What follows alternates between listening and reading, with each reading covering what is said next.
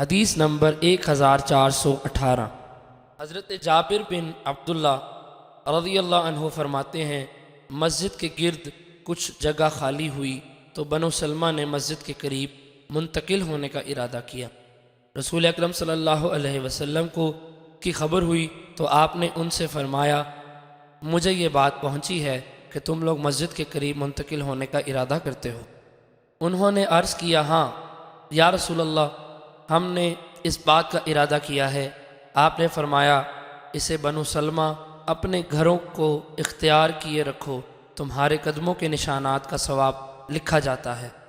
حدیث نمبر 1419۔ ایک اور سند سے حضرت جابر بن عبداللہ رضی اللہ عنہ سے مروی ہے، فرماتے ہیں، بنو سلمہ نے مسجد کے قریب منتقل ہونے کا ارادہ کیا اور وہاں جگہ خالی تھی۔ رسول اکرم صلی اللہ علیہ وسلم کو یہ خبر پہنچی تو آپ نے فرمایا، بنو سلمہ اپنے گھروں میں ہی رہو، تمہیں قدموں کے نشانات پر ثواب ملتا ہے۔ وہ کہتے ہیں، اب ہمیں منتقل ہونے کی خوشی نہ تھی۔ حدیث نمبر 1420۔ حضرت ابو ہریرہ رضی اللہ عنہ سے مروی ہے، فرماتے ہیں، رسول اکرم صلی اللہ علیہ وسلم نے فرمایا، جو شخص گھر میں وضو کرے پھر اللہ کے گھروں میں سے کسی گھر مسجد کی طرف جائے تاکہ فرائض خداوندی میں سے کوئی فرض ادا کرے تو اس کے لیے ایک قدم سے ایک گناہ مٹ جائے گا اور دوسرے قدم کے بدلے درجہ بلند ہوگا۔ حدیث نمبر 1421۔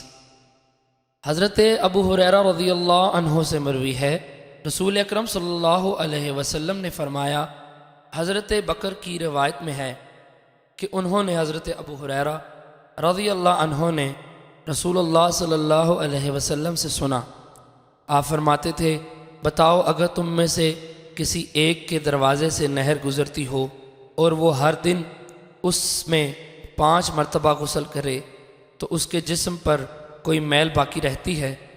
صحابہ کرام نے عرض کیا، یا رسول اللہ، اس کے جسم پر کوئی میل باقی نہیں رہتی۔ آپ نے فرمایا، 5 نمازوں کی یہی مثال ہے، اللہ تعالیٰ ان کے ذریعے خطاؤں کو مٹا دیتا ہے۔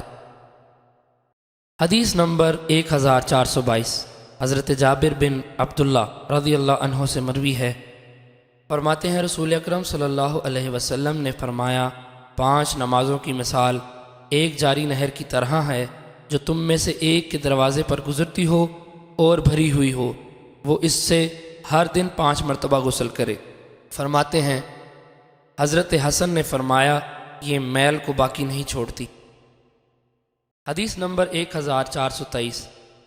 حضرت ابو ہریرہ رضی اللہ عنہ نبی اکرم صلی اللہ علیہ وسلم سے روایت کرتے ہیں، آپ نے فرمایا، جو شخص صبح کے وقت مسجد کی طرف جائے یا شام کے وقت تو اللہ تعالیٰ نے اس کے لیے جنت میں مہمانی تیار کی، جب بھی وہ صبح کے وقت جائے یا شام کے وقت جائے۔